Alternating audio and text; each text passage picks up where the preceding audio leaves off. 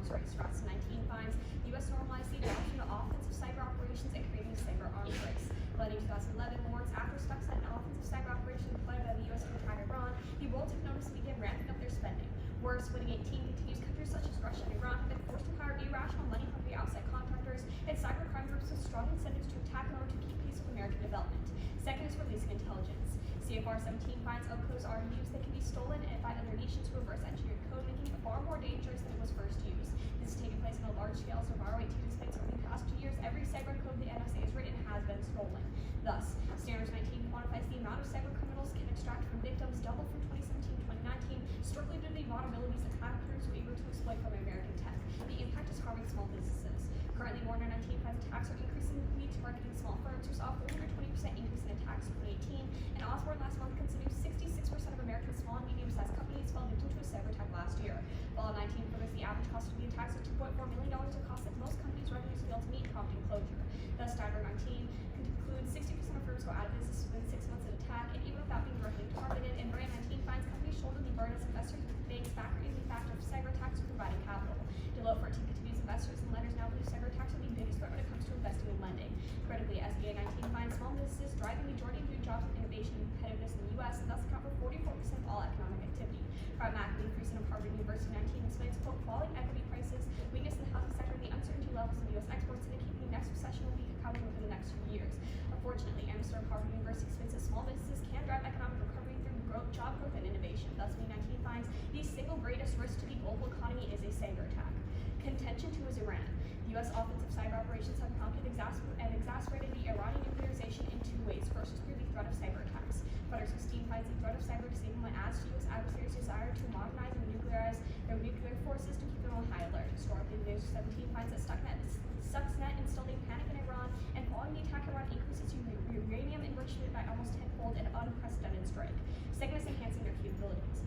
U.S. outputs improved and refined in Iran's weapon making, as 2013 finds Stuxnet exposed both weaknesses and inefficiencies in Iran's nuclear program that would have otherwise gone unnoticed, providing a quote major incentive to review and revamp their technology and enrichment. Thus, by 2013 follows that following Stuxnet, Iran massively increased their concentration of uranium enrichment, bringing themselves significantly closer to the nuclear threshold, and as vast finds the concentration of enrichment reduces the time required to reach the nuclear threshold by 90%. This is key as the comparative analysis falls under whether Iran nuclearized or not at the speed at which they did so. So Epson 19 finds Iran has entirely halted their nuclearization plans prior to Stuxnet, with Mahoney warranting their philosophy was, quote, since they thought they were the problem, they were likely going to give up, but upon finding out that it was the software, they doubled down on it. Overall, despite Stuxnet occurring in 2011-2015, the Iran nuclear deal kept Iran's nuclearization at bay. However, Trump's exit from the agreement, Green F 19 finds Iran is likely to acquire a nuclear weapon within the next year. This could be catastrophic, as Horseshoe 19 finds that if tensions escalate and Iran starts to acquire nuclear weapons, Israel will likely launch a preemptive missile strike on Iran's nuclear facilities, as it is in the military doctrine to make enemies acquire nuclear weapons. The impact has widespread conflict. Mearson 19 finds that due to Iran's large military capabilities, it would be far worse than Iraq, likely killing 1.5 million people. This threatens the entirety of the Middle East, as Mearson 19 finds that the result of intensifying current conflicts and creating new proxy wars, Iran can plunge the entire region into violence, killing countless civilians. Even worse, if he finds that large-scale Middle East conflict will create mass instability, toppling regimes, and driving in global nuclear actors that would escalate to nuclear war, which would disseminate global agriculture, triggering mass extinction, thus winning. Potential one is strengthening the war on terror. Fairmont 19 writes that due to a diminishing U.S. presence in Syria and Iraq, we don't have any other kinetic option. Our only option is to go in through JTF areas, which is the joint task force U.S. Cyber Command has set up to wage the war on terror within the cyber realm. U.S. offensive cyber operations help take down terrorists in 5 ways. The first is freezing finances. OCOs can work to freeze bank accounts and halt the electronic transfer of money. Armorload 19 writes the cyber operators are observing what ISIS is doing online, including suspicious terrorist financing, concluding that cyber operations make it harder for them to move their money across the internet. The second is disrupting communications. The military frequently uses OCOs to gain access to terrorist servers and communications networks to shut them down to inhibit their coordination, making them more vulnerable to attack. For example, the National Security Archive in 2018 writes that cyber capabilities were used to interfere with communications from ISIL headquarters in Iran. Interference with communications inhibits battlefield coordination, allowing military forces to hit them while they are disoriented. Third is disabling social media capabilities. In November 2016, the U.S. Department of Defense carried out Operation Golden Symphony, in which military officials hacked into ISIS social media accounts to destroy their presence. The National Security Archive writes in 2018 that research showed a downward trend in activity from February 2016 through April 2017 that featured a boom-bust cycle up until November 2016. when Operation Glowing Symphony was authorized. At this point, activity dropped markedly and did not cycle back up. Stopping social media presence is key to halting the spread of ISIS influence. Al-Fifi 18 writes that ISIS supporters take advantage of social media to spread their propaganda and recruit militants, and the Islamic State heavily relies on social media for recruitment. Fourth is intelligence gathering. Carmelo 19 writes, the U.S. military's digital team tasked with targeting ISIS is now focused on providing agencies intelligence that will help identify specific individuals. The task force has to be everywhere ISIS is and needs to provide intelligence and battlefield options to military commanders as well as senior leaders who are interested in thwarting the group's global presence. Fifth is supercharging military operations. Bronx 17 writes that as the Internet of Things extends to vehicles and other tools employed by ISIS, the potential will grow for cyber attacks against them. He proposes that OCOs can get inside the computing components of vehicles that are key to the mobility of jihadist elements, and as ISIL uses drones, Cybercom can put resources into monitoring or disabling their control systems, denying ISIL drone intelligence and transport capability on the battlefield. There will be no shortage of kinetic hacking targets for the U.S. military. The fight against ISIS is being waged successfully due to these operations. Schroeder 19 quantifies that ISIS has lost about 98% of its territory it held in 2015.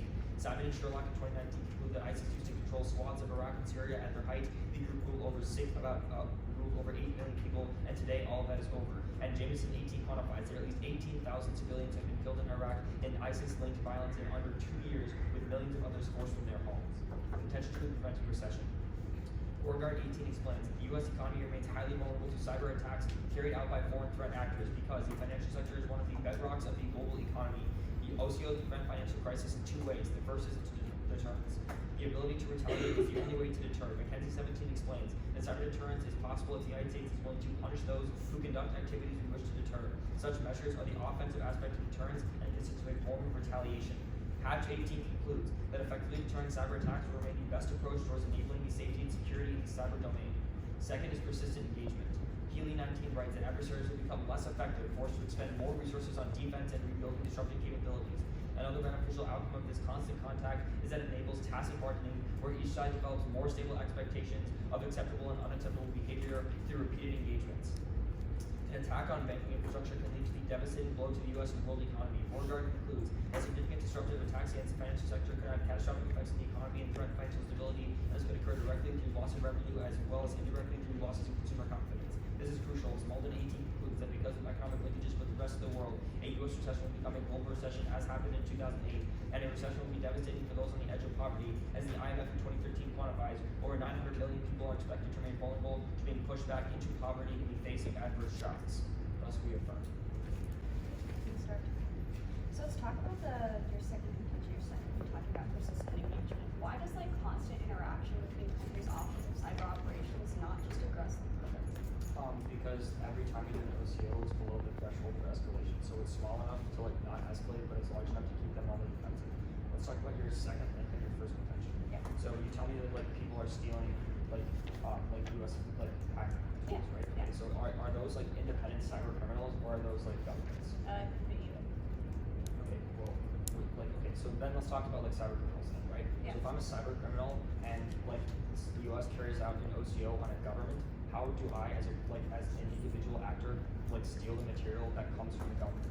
Is it all the government? Well, because whenever the United States is going to use offensive cyber operations, their intel and their hacking and their technology is going to be put out there into people in the country. No, it's not put out into the world though, okay? Because you only use the OCO as Okay, long as yeah, the but government if it is a cyber hacker, they're going to be able to hack into either the United States networks or when they're using it to attack, or the country that is getting attacked by. Alright. So on your second contention, is that state actors or non-state actors?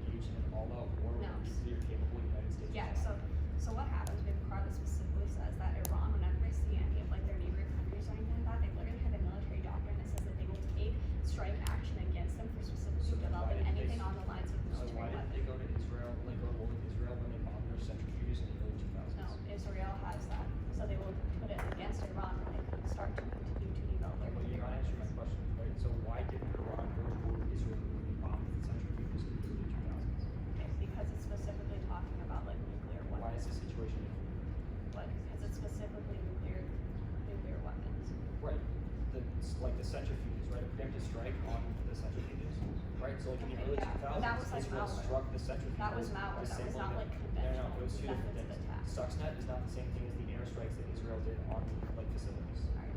So then what's the difference then? If Israel struck the facilities Yeah, to take out the nuclear we'd say capability. nuclear weapons are going to be like a lot more impactful and a lot more likely to make Israel react. Right, but that example, like, is like they did that to take out the nuclear weapons. It's like the same idea. Yeah, but it of didn't Israel work to doing- take out the nuclear weapons. So Well, clearly obviously, if they see that don't Iran have is nuclear developing weapons. more nuclear weapons and continuing to develop it, they're not just going to Right, sit so then back. Israel would strike again, and then we see the same thing that unfolded in 2003. No, tensions are boiling up right now because they're creating this nuclear So why conflict. weren't tensions high before when they were creating a nuclear weapon?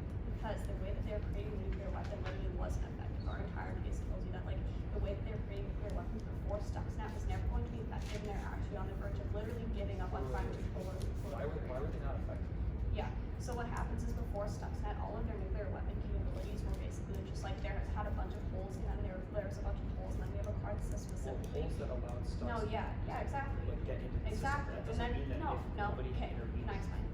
Yeah, Stuxnet allowed them to go in and see what holes they needed to patch up to fix their nuclear capabilities, so that they could go back and continue to That's a proliferate good segue into the next That's question. So wait, that's okay. Alright, can I see the airstrike half of both of us? I'd like to thank, of course, our coaches, assistant coaches, and team for helping us get to this point. Obviously, we wouldn't have done it alone. And our parents for sending us here, and Glenbrooks for hosting the tournament. And everybody else on our team that also helped. Alright, it's gonna actually, funnily enough, start on Crossfire. You don't have to write anything down though, and then it's just gonna go down their case. Alright. You don't have to write anything down. Alright. Just have to listen. Is everyone ready? Alright. I can start. In Crossfire, it was not a conventional attack, it was malware, it was Stuxnet. That proves our argument. Let's go down their case. On terrorism, the largest thing to realize on the top shelf is that they do not isolate that these 5 reasons specifically were the reason that ISIS was to be able to take down the long run. All they say is that these operations assisted kinetic warfare. We would argue that since they don't isolate that these operations themselves did it, there are going to be a lot more alternative causes that actually contribute more. We say that ground troops are actually the most important thing here, but this means that you can actually turn the argument, because we would argue that Trump is pulling out troops in the air right now because of their increased use of offensive operations to fight ISIS, because offensive operations provide the government with a sense of security, thinking that offensive operations can do more than the military can. The issue is this is not empirically proven. When we have pulled troops out of places in the Middle East before because we think we've won the war on terror, these terrorist organizations have actually filled the vacuum. This means that offensive operations actually give us the incentive to pull out of the region, which allows terrorism to resurge at a much higher level. But secondly, we would argue you can turn this argument generally on the idea of OCOs fighting terrorism, because OCOs empirically have decreased multilateral coordination efforts. Max Means 2019 finds that when we use OCOs to fight ISIS on other countries' servers, we defy their national sovereignty, decreasing trusting alliance, decreasing overall multilateral coordination in fighting terrorism, which reduce our effectiveness. We'd argue that ISIS is actually on the resurgence right now because we're decreasing our effectiveness in fighting terrorists. The third response is actually going to be a cross-application of our second one and our first contention. Visual 2019 specifies that that terrorist groups can also reverse engineer the code that we use against them. We say this makes fighting them worse. But fifth, you can turn the link on dismantling terror organizations overall, because Dear 13 reports that offensive campaigns that focus on decapitation create leaders that are more radical, less inclined to negotiate, more violent, and less discriminate. Groups are displaced and seek safe havens, widening the zone of instability. We argue much better ways to help in the Middle East is assisting with the economy, for example, or overall not destabilizing the region further. Go down there specific links. First on financing, turn it. We argue that when you decrease their financing online, which is not a net dangerous, you see them go and do traditional methods like ransacking towns and stealing from people that way. But also they can diversify their funds on the web. This has not actually empirically destroyed the group. Then on disrupting communications, we argue that ISIS can also just go into other communications, but you can turn it because they're going to go to other communication systems, like other social media where there's more young people they're able to access and get their message to. But yeah, so then actually go to the third one on social media. We'd say that the people viewing ISIS propaganda are already radicalized in the first place or want to confirm their own beliefs. They're not actually seeing any net increase in radicalization of the people that were not already further entrenched in the ideology. On fourth on Intel, it says that there is the there's the potential to combine OCOs and connect operations. This isn't even empirical. We'd argue to the point where they're able to decrease ISIS's reign of terror in the region without doing such. We'd say that this shows that ground troops are effective, which is superchargers are trying to put at the top of the case. But finally, on the 98% of territory, the important thing here to realize is like the terrain I just mentioned. All right, let's go to the second contention on Russia, on deterrence. First, deterrence is not empirically effective. What we see right now is the Trump administration is increasing the amount of cyber offense that we're using against other countries. But in our first contention, we specify that we've seen a 1,600% increase in the amount of attacks being used in the United States. We argue this is because we're seeing retaliation. They're going to say that you instead see this like retaliation. They don't want to do it. But the issue is offensive cyber operations, and specifically in the capabilities of other countries, is getting worse in status quo. Swift 19 finds that rising cyber King-19 finds that U.S. adversaries have begun to introduce artificial intelligence into their cyber arsenals, which he concludes permit faster, cheaper, and more damaging attacks. Worse, Levite 19 finds its ability to permit nations to set up automated responses to attacks of the domestic system, meaning retaliation and thus escalation are inevitable. What this means is that although escalation has not occurred empirically, the cyber capabilities are growing to where it's not even going to be in our hands because AI is controlling who's being attacked. But we also argue that the reason that escalation is even worrying in the first place is because of our first war on our first continent that says that we ignited the initial arms race that allowed countries to develop in the first place. There'd be no battlefield of the cyber domain if the United States had not began it. Overall, this is like any increase that they try and pull off of defending against cyber attacks is still a net harm because the cyber attacks are net harm in the first place. Go to the second one, tacit bargaining. This is based off the internal warrant that countries are going to back down in this sense, but we've argued the Trump administration from Grinnell 19 is actually inflaming the doctrine of other countries. They want to attack back, but then on the global economy, we're going to link in much better because Swift 19 finds that rising cyber attacks on small businesses specifically risk eliminating economic productivity and stimulation, likely creating a global recession, but also on the other side, 80% of economics believe recession is happening in 2020. It's overall not unique. Can I see the last part you read about global recession? His first term that OCOs are the reason why we pulled out two issues. First, the reason why we pulled out is because Trump was populist and wants to bring our troops home. It has literally nothing to do with OCOs. Second, this concedes that OCOs can effectively replace troops, which means that this completely concedes OCOs are effective, takes up all those other terms. Then his second term, he says that backlash happens. First, he gives no examples of backlash, that the evidence is terrible, it's purely theoretical. Second, he doesn't weigh backlash against our intelligence operations. It's a useless term. But then he says that OCOs like deceive others he says that like OCOs lead to like decapitation, and it's a negative thing. But firstly, we don't even link into decapitation. That's not the argument at all. But then secondly, decapitation is good because the terrorist groups are then crippled, and they have to like figure out who's going to be the group. It leads to infighting and then the collapse of the group, even if we do have to defend decapitation. Specifically, we're going for our first link about finance. He totally drops the vote. All he says is that money can be like moved around domestically. He doesn't answer the actual argument, which is that you fundamentally need to use the online bank to use the money in the first place, which means that through OCOs, we can literally shut down the ability of all these terror groups to move around money. That leads to 100% solvency into these terrorist groups. And the reason is that if these groups can't even use their money, they can't do things like fund their operations, they can't do things like buy military equipment, and that we have full access to our terror impact. Go to the second contention. His first thing he says, a 1,600% increase in attacks is happening. Two issues. Firstly, that's due to all causes, for example, technological proliferation, and then secondly, it's not big attacks, like large attacks that are enough to cripple the financial sector. That's important because Bloomberg in 2018 claims that the biggest threats are state actors because they have the resources to do these large-scale attacks that will actually bring down the financial sector. In fact, the fact that there are lower-scale attacks happening right now, and we're not seeing a recession, disproves their argument. But then he says that there's this issue of coordination. It's basically just like a case cross-application. At that point, as far as that's the case, you still like see the turns happening, and as far as we can like take out all capabilities. His next turn is that like Stuxnet is like the root of all evil. I'll get to that on that case. And his next turn is just like another case cross-application where he says that like we're seeing like small-scale harms again back onto their case is when I'll get to most of these things. So just like all case cross-applications. On the second link, there is no answer to this argument, and it takes out literally all of their turns. We say through persistent engagement, we can prevent the ability of every actor to even conduct this attack in the first place, meaning their incentive, how much we anger them, doesn't matter at all. We take all of that out. Then he says that he links into recession. Again, small-scale attacks don't do that. Then he says recession is inevitable. The problem with that is that first, a double-dip recession is much worse. Secondly, a natural recession is much easier to come back from. But thirdly, posting in 2019 explains that the economy is actually stable for the near future. Go to their case.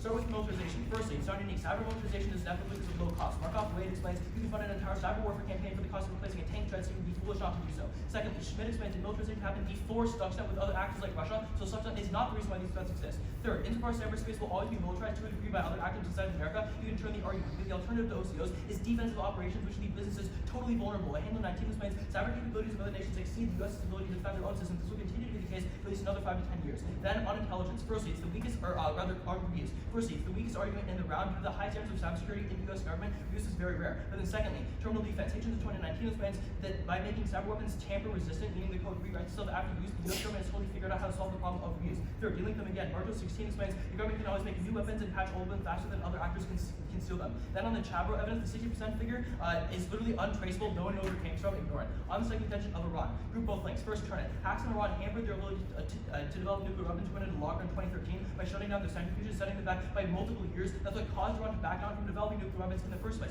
But then secondly, turn it. The alternative was conventional war, which would have triggered the same Middle Eastern conflict they explained, but worse, because Golan 2019 explains that hacking computer systems has a much lower probability of bloodshed than military action. But thirdly, the internal link is that Iran halted their plans to such that changes. We called for the evidence that literally did not say anything about them changing their plans. Fourthly, the green evidence only says that Iran could develop a nuclear next year. That's what they're going to try to do it. But fifth, enriching uranium was just a symbolic measure meant to challenge the international community that never even developed a bomb. But moreover, there's two reasons why Iran would never escalate even if the scenario did happen. Firstly, Israel is a US ally. Even if Israel struck, Iran would be destroyed if they tried to then escalate into an actual war. But then secondly, we showed them the evidence. Israel did do a military strike in the 1990s, but a war didn't happen. The reason is that military doctrine is just a technicality. Iran is stupid. They're not going to dig their own grave by attacking Israel, even if Israel did attack them.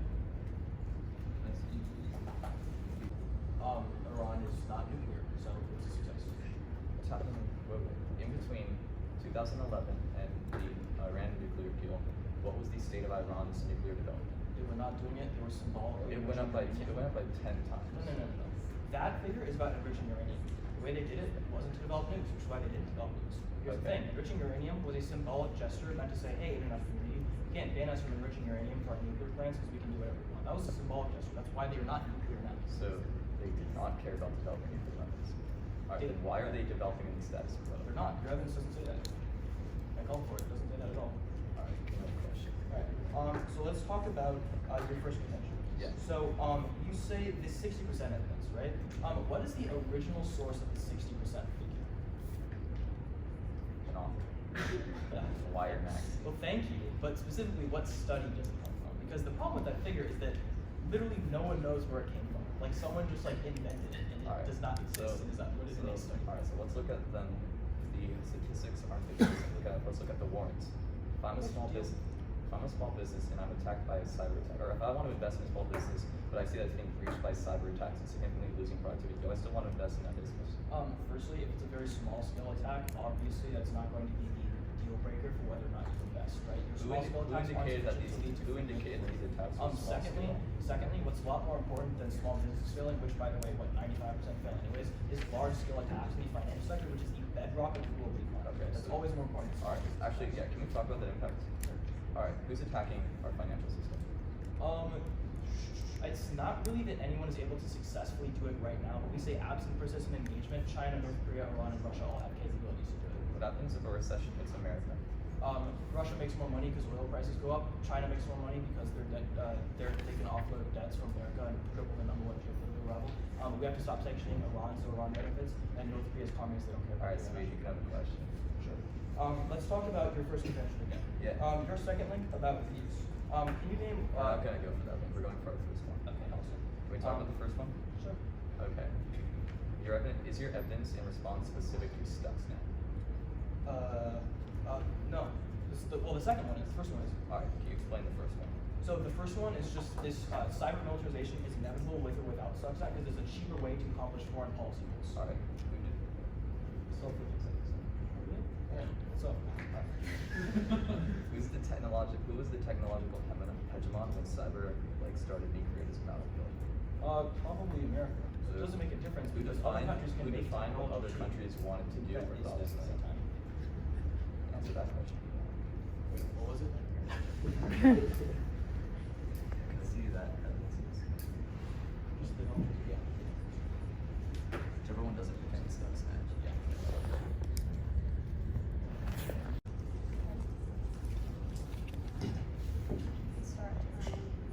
Start with the cover case. Our first intention to tell us that militarization is going to be inevitable. The problem is they don't respond to the inherent warning that the United States was the offensive cyber operation literal hegemon. If the United States had not ramped up their production and developed offensive cyber operations as fast as they did, other countries wouldn't have militarized as quickly and they wouldn't have been forced to do the things that they did. Instead, our Rasmussen part told that the United States literally created an arms race. Their card literally says that cyber will remain part of the warfare. We isolate how it got there in the first place. Our winning in 2018 card tells you that the speed at which the United States developed offensive cyber operations forced other countries to hire irrational cyber hackers and cyber criminals, making it so they were a lot more likely to attack other states because they had no incentive to keep peace, which is why we're going to see there's going to be constant attacks. But then onto small businesses. They tell us that small businesses aren't actually being affected. No, the problem is if small businesses being attacked, they're not actually going to get any sort of defense or anything like that in the United States, and also defensive attacks like that and stuff like that aren't that effective with targeting small businesses because they don't get that much support. Also realize there is a 1,300% increase on the amount of attacks on small businesses right now. That literally proves the fact that aggression is escalating.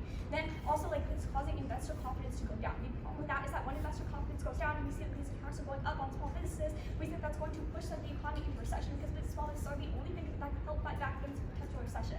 On the impact, they literally don't send any evidence just on the war. Then onto Iran. They tell us a couple things. They give us a term that says that shutdowns are effective because of stuff like Stuxnet. The problem is after Stuxnet, we literally see that Iran was able to find the holes in the nuclear capabilities and it was going to help them. Our part is super specific in saying that it allowed Iran to fix their vulnerabilities, which increased the concentration of uranium, which prevents decrease the amount of time it takes to develop nuclear weapons by 90%, which is why Bernard tells you that within a year from now, Iran is going to be able to have nuclear weapons. That's super important because they don't actually respond to the internal warranty that after Stuxnet, everything around the nuclearization deal got a lot worse. Then on our impact, they tell us that like Israel isn't actually going to proliferate because they didn't in the past. The difference is right now nuclear weapons are involved. And Iran is going to be able to have nuclear weapons. Additionally, the attack back was Stuxnet. That was literally what it did. We outweigh on top of you, we tell you why, specifically with warranting why it was Stuxnet. But then, onto their case. They tell us that the reason why Trump pulled out in the first place is that they don't want to use this concede the fact that offensive cyber operations work. They don't respond to the thing that my partner put at the top of their case is that they don't isolate any individual reason why any of these offensive cyber operations were actually effective in stopping ISIS. We see that there's alternative reasons. Additionally, on funding, they tell us that there's other ways of getting that they don't actually answer the actual argument. The problem is they don't fail to correctly respond to the term. My partner says that it's going to force terror organizations like ISIS to revert back to their original means, which is stealing from people. They can also use cash mechanisms, and it doesn't have to be completely tied to the internet. They don't actually access stopping anything. But then, onto their second contention, they talk about how the biggest threat is like state actors. The problem is the only reason why state actors are actually being aggressive and actually have super aggressive offensive cyber capabilities is because in the first place, the United States used offensive cyber operations. If the United States never had offensive cyber operations, they would never be acting as aggressively as they are now, which is why we see that this wouldn't happen without offensive cyber operations. We say Trump is running like this new rhetoric right here, which is making everything just more aggressive. The U.S. is the root of all evil with Stuxnet. They dropped the two responses from Jack. The first comes from Schmidt, which says that Russia and other countries have militarized cyberspace before Stuxnet even happened. For example, Russia used like OCOs on Ukraine or on Georgia before they intervened in 2008. What that proves is that the militarization is inevitable and would have happened like anywhere else. Next on the Markov evidence. Markov is the warrant for why militarization is inevitable, and that OCOs are a much cheaper way to develop your military to advance your foreign policy goals. For that reason, that is why like any country countries will always militarize. The U.S. is not even close to the root of all evil. Next, let's talk about the O'Hanlon term, which is dropped. It ends the round. The O'Hanlon term evidence indicates that like absent U.S. OCOs would be forced to rely on our defensive capabilities. The O'Hanlon evidence concludes their defensive capabilities are literally incapable of defending our companies and our financial system against hackers, which means that in the world with no OCOs, literally everybody attacks the U.S. The safety of these small businesses they're talking about is comparatively much worse. This is dropped, the round is over. Let's extend some other stuff. On the around thing, they also drop another term. We tell you that the alternative to Stuxnet would have been a conventional strike, like for example, like Israel striking their military centrifuges. This means that if we didn't use Stuxnet, Israel and the United States would have had to do a conventional strike. Guess what? That's their impact scenario. Therefore, the little alternative to using OCOs is literally triggering their impact scenario. That's a direct turn on their case that's dropped. But moreover, it sends some clean dropped impact defense to the case. And since Israel is a nuclear-armed United States ally, Iran would literally never attack them because it risks provoking a nuclear response from Israel and B, a response from the United States. Totally dropped, no offense whatsoever. Let's extend some stuff on our case.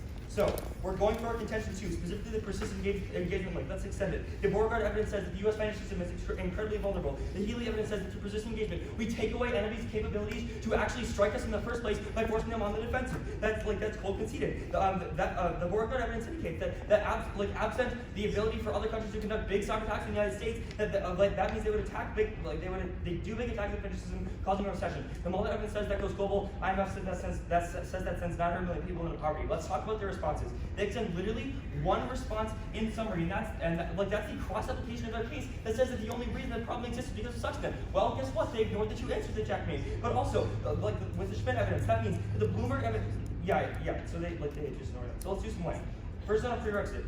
We would tell you that persistent engagement, since it takes away the capabilities of enemies to do any sorts of strikes, is a prerequisite to literally anything on this case, because they can't garner any offense off of any sort of escalation, because nobody has the capabilities to escalate in the first place. But second of all, we would say we would outweigh on strength of link for a couple reasons. One, we would say the only reason that they prove that small businesses are actually hurt substantially is with the 60% card. That they concede and cross actually doesn't matter because the statistic doesn't come from anywhere. That means you have no idea how hard businesses missiles are actually hit, meaning you don't know what's going to happen. But moreover, we would tell you that, we would tell you with the Bloomberg evidence that the biggest threat to the financial system is actually state actors, which we link into. They only link into cybercrime. But on the turn on like on ISIS, like no, literally nobody extended an impact, and that's not like implicated whatsoever. There's no place for you to go to. Yeah.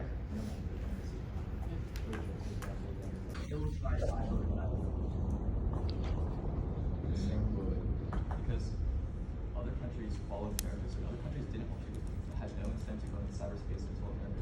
Again, you dropped the warrant, but the incentive is the low cost to carry out the same warrant. That part says that it will remain a part of a general warfare because of its low cost.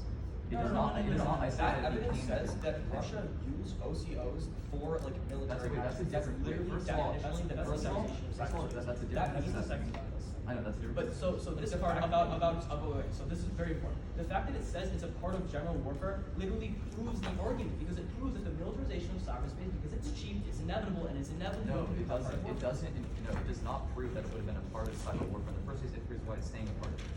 We're saying we isolate the analysis of why it even got into these, why cyber came into the battlefield domain in the first place. No, you don't, because it was always example as to why cyber came into the battlefield in the first place happened after our example of cyber coming into the battlefield. All right, first of all, wait, our example wasn't, we did not extend Stuxnet as in science, we extended America. Was the first OCO. The warranting in your evidence that you read in case is that Wait. Stuxnet, the United States use of Stuxnet is what caused the military. We're saying America should. Whatever. The Glani evidence. Actually, wait, I'm probably not even going to that. Oh, okay, that's fine. Alright, go ahead. Yeah. So on the financial wait, actually you can have a question. Yeah, so let's talk about like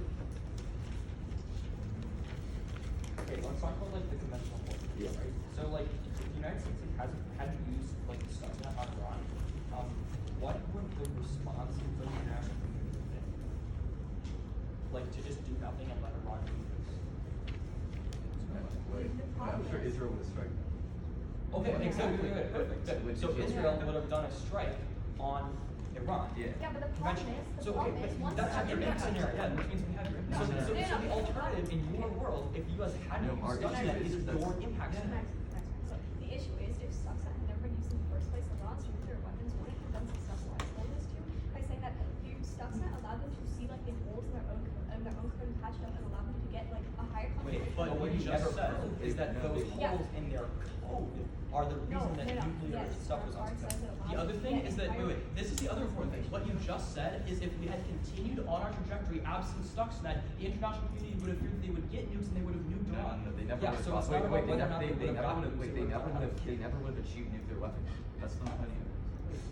That's the So Before Stuxnet, Wait, it's not Iran extended any either. That's the one. We're not actually extended as a front line. We're not going to do that. Okay.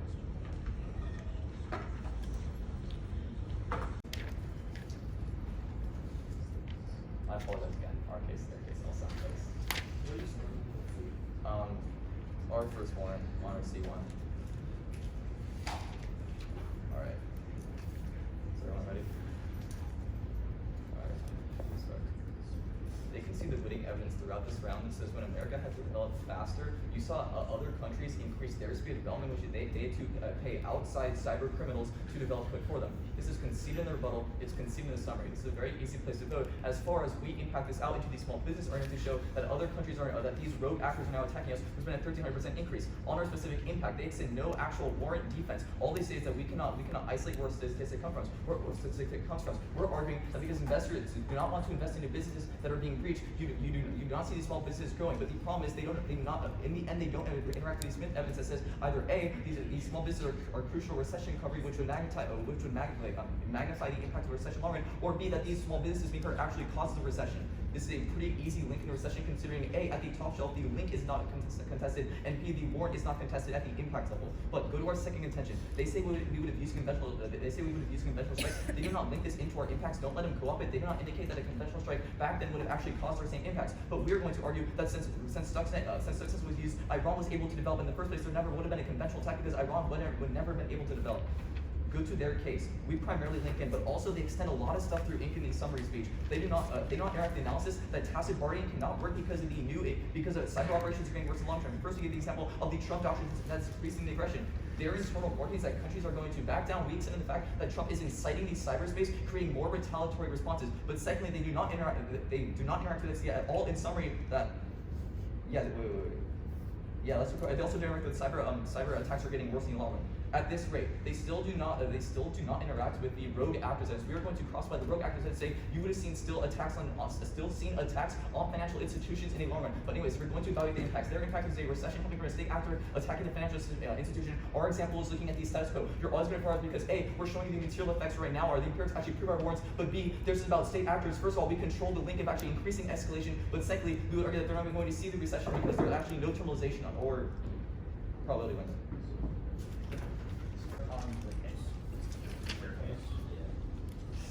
Alright, ready? The first thing we do is extend the Markov evidence. He concedes in final focus that militarization is inevitable, which means his then answer to our case that we're the only reason why the threats exist no longer applies. He then makes his warrant like a bit different in final focus, saying that it's about giving like rogue actors the capability. He does not give you literally any warranting throughout the entire route as to why that's uniquely more harmful than state actors. We say again, the state actors have the same incentive to develop these same weapons for the Schmidt evidence, so he has literally no offense. Our other answers are still responsive. But most importantly, he still drops the O'Hanlon turn from 2019. O'Hanlon says that after the worlds with OCOs, our defensive capabilities literally do nothing, meaning that every single actor with any incentive to attack American corporations can do it with impunity. There is zero way to solve any of these problems in their world. We have all the impacts in the world automatically conceded in both summary and final focus around ends. Moreover, we also win the conventional war turn. Totally dropped in summary, don't evaluate his new responses. We say that specifically, if it wasn't for Stuxnet, the only way for the international community to respond to the process of Iran nuclearizing would have been the conventional strike. That's not responded, meaning that we call up all their impact scenario. He said Iran would never have nuclearized. The warrant with that was never in summary. Don't evaluate it. We win that impact too. Go on to our case. Let's extend the link. We say that with OCOs we can do persistent engagement, which allows us to destroy the capabilities of adversaries to attack the financial system, which then solves the recession, putting 900 million people into poverty. Every single response he sends is through ink. I frontline all of this in the second rebuttal. The summary doesn't extend it. He then extends it through ink. First, on the AI turn, he says that other countries can employ AI, and then also he says tacit bargaining doesn't work, and then he says other countries can retaliate. That's fine. Group all of that. Remember Morgan's pre-outweigh. Literally none of that matters insofar as persistent engagement takes away all these other actors' ability to retaliate against us in any case, meaning that there is no way that anyone can retaliate against us because persistent engagement specifically destroys their capability to retaliate. At that point, we would say that he makes this look at empirics weighing in the final focus. I'd say the empirics prove our side is correct because right now there is not a recession because we're not seeing these big state actors being able to target our financial system. The specific reason because of that is because we can do things like persistent engagement that prevent them from even targeting us in the first place. Meaning that, do I have anything else to do? No. Alright, yeah, never mind. Vote, F? Yeah, whatever.